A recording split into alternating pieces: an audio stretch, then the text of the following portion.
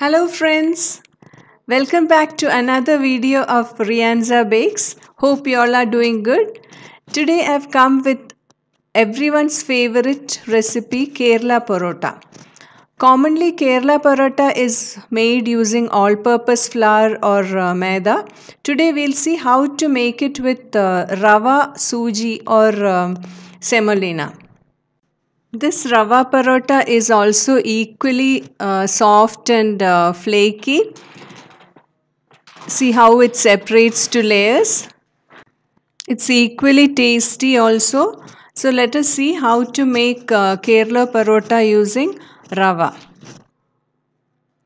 For that, I've taken 3 cups of fine semolina or rava. Into that, 1 teaspoon of salt and 1 teaspoon of sugar. Here I have added brown sugar. We can use any sugar, any sweetener. And into this we'll add 265 ml of water. It is water is at room temperature, and just mix it in. When we mix like this, we'll feel that the rava is dry and it is not coming together. After a few minutes of mixing, it will come together like this. Once we are able to make it into a dough like this, we'll allow it to rest for 20 to 30 minutes so that it absorbs the water and it helps us to knead properly also. Now after 30 minutes, we'll transfer it onto a clean work surface and we'll knead the dough.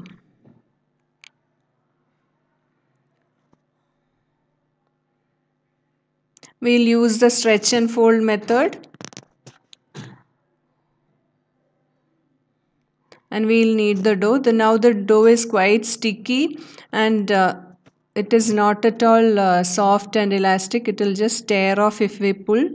So we'll have to knead the dough for at least 15 to 20 minutes and make it soft and elastic.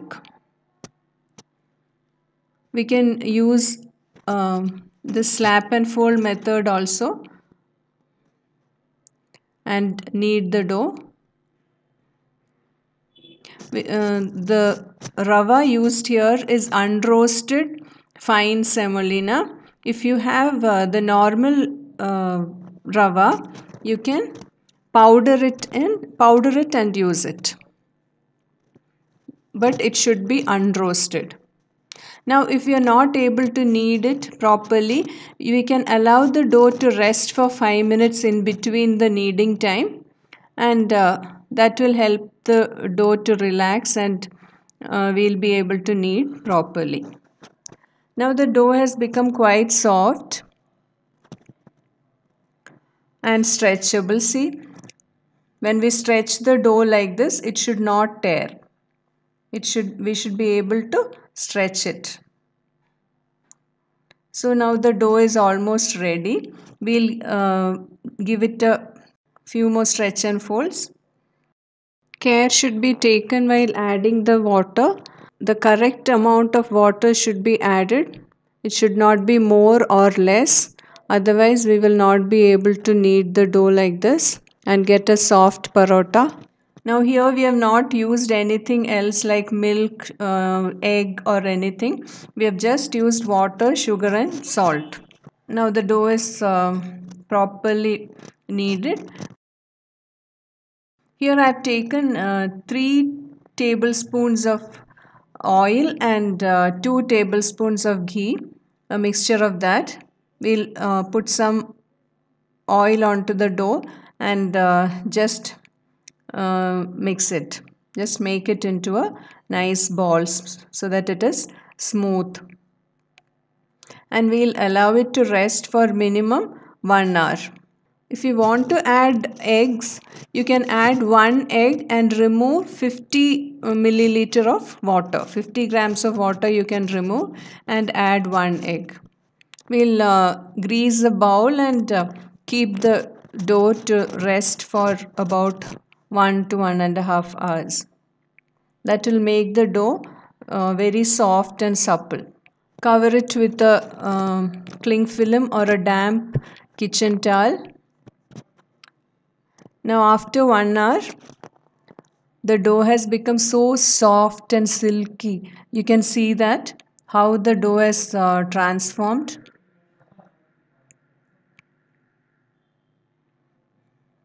Now we'll give the dough a short knead. We'll transfer it onto the countertop and knead the dough for 1 or 2 minutes. Please do try the recipe and give your feedback. Please let me know how it turns out. I would love to see your suggestions and comments in the comment box. Now we'll divide the dough into 8 equal portions. If you're interested in bread making and if you have not yet watched my videos, I have quite a few videos on bread making in my channel. Please do watch them. I'll give the links in the description box. Make 8 balls and allow it to rest for around 20 minutes.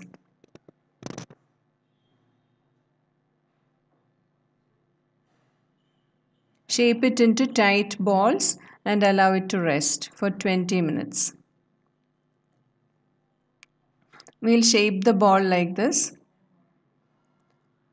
From the sides, pull the dough into the center and make it into a tight ball. And smoothen it.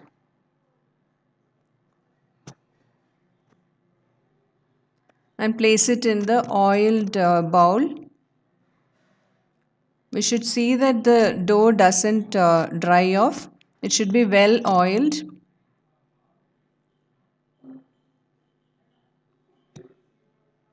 The secret of a perfect parota is a nicely kneaded dough, a soft and elastic dough, and with enough resting time, plenty of oil, and properly rolled out parotas.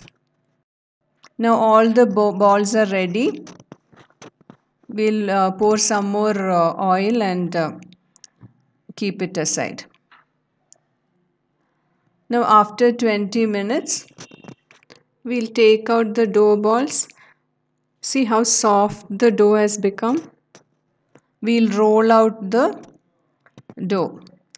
Place it onto a greased countertop and press it with your fingers like this from the center to the edges.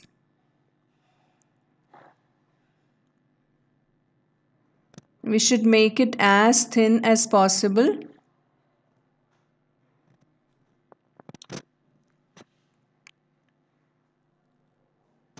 It should look transparent, it should look almost transparent. We'll draw lines like this using a pizza cutter or a sharp knife and then bring together all the dough from one side, roll it to the center.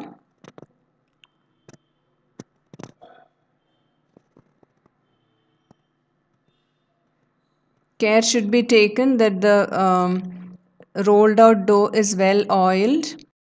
Otherwise the dough will stick together and we won't get layers. At this time, after oiling the dough before cutting the lines, if you want, you can even dust it with some flour. Don't use semolina. Here I have not dusted with flour. I have just oiled the surface. And now we can just, from the center, we can just try to extend the dough. It will be quite elastic. It will we'll be able to extend it. So we can try to elongate it a little more, and then see, it has become longer. And now we can roll it out like this. If you like my video, please don't forget to give me a thumbs up. And if you have not subscribed to my channel, please subscribe and press the bell icon and select all option to get notifications of my new videos. Thank you. In the same way, we can make all the 8 balls like this, and then pressing with the heel of your palm, make the parotas. It should not be rolled out very thin, it should be quite thick,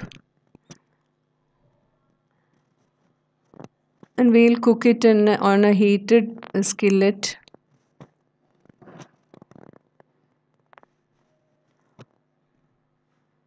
Cook on both sides till brown spots appear. We can also apply some more butter, some more ghee and oil mixture which we have kept aside, and cook it well on both sides. Once 3 to 4 parotas are ready, we should keep them one above the other and beat them from the sides so that the layers are separated and it becomes soft and fluffy. See how the parotas are becoming soft and fluffy and layers are getting separated. Thank you for watching. Stay safe. Take care. Bye.